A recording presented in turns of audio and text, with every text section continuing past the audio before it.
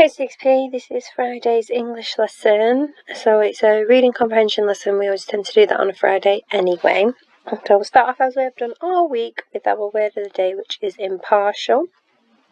Meaning someone who is impartial is not directly involved in a particular situation and is therefore able to give a fair opinion or decision about it. So Mr. Francis was always a fair and impartial referee. So basically you've not got an opinion about it either way, so it's going to be fair. So if I was to referee a match between 6P and 6M, I probably wouldn't be very impartial because I'd be like, woo, go 6P. Okay, so it'd have to be someone who didn't have a desire for a certain team to be winning.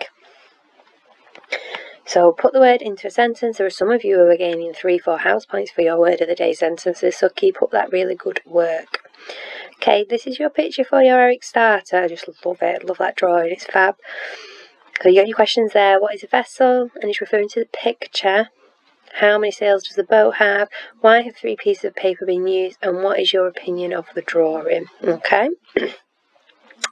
Now, reading today is carrying on with the football theme just during Euros, but it's Maradona's handy for Argentina, okay, and it's the hand of God that you may have heard of before by Maradona. Now, it has got some really high vocabulary in this, and you can see that some of the words are in bold, and those words do come up throughout, so you may want to be checking those words online because they are quite tricky, okay.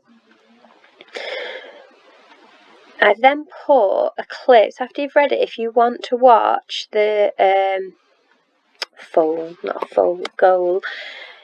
the Hand of God goal is here, but it was in like 1986, I think it was 1986, 1982, I can't remember, it's around in the 80s basically, and the quality's not the best, so you have to bear with it, but you get a good idea of what it was like back then. So I'd watch that clip quickly. It's only a minute long, just to give you a bit of an understanding as to what they mean by the hand of God. Now, your first one is matching the word to the correct definition. Now, these words are all in bold in your text, okay? So you've got rivalry, resentment, if you resent someone or something. That word is pronounced ricochet, if it ricochets off something. Hailing and controversial. So like I said, the definitions are here, but if you're not sure, I'd be looking at what these words mean. Okay, remember, you just answer them like if you think it's 1B, you would put 1B in the answer section. So there's quite a few on vocabulary today. The second one is, what do you think the phrases in bold mean? So yesterday the world drew a collective gasp. So what do you think that bit in bold is trying to get across? This has been due to the impact of the quick yet brutal Falklands War. So it's quick yet brutal, so think about what both those words mean. The stadium erupted. Was this Argentina's year? So think about what's it trying to say about the word erupted. It's not a volcano, it's a stadium full of people. So how do you think that means the crowd reacted? And then Maradona dribbled past 5 English players. And then the last one, the world drew... Oh, I repeated that one.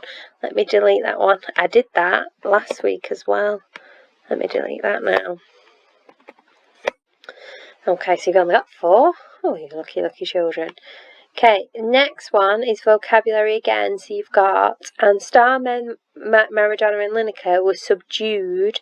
What does the word subdued mean in this sentence? So does it mean passionate and lively, angry and frustrated, got the better of, or dreary and dark? So see if you can remember, there's a couple that are going to be nowhere near and one that might be quite similar, but have a think, what does the word subdued mean in that sentence? And then you've got another one like that, which says, despite the remarkable setting, the first half was a rather dull affair.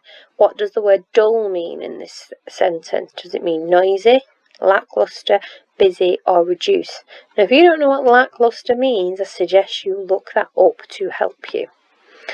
Okay, 2A is a matching exercise. So you've got your question, and then you've got your answers here, and you've got to match them up. And again, 1B if you think it's 1B. After that, you have got some true or false. So remember, is it in the text? Is it not in the text? Tick true or false. Remember, you can do smiley faces if you want to do smiley faces. You can do bullet points if you want to do bullet points. It's completely up to you. You can write true if you think it is true. Your choice. And then your last question are statements, fact or opinion. Remember, I've watched the footage and I think Maradona's goal wasn't a handball. Is that a fact or is that just your opinion? Okay, so you've got those last 3 to do there. I'm hoping you'll enjoy this text. It is quite interesting to watch. This will be one of probably our last on football, seeing as we have done 2 weeks on it anyway. Happy Friday, guys.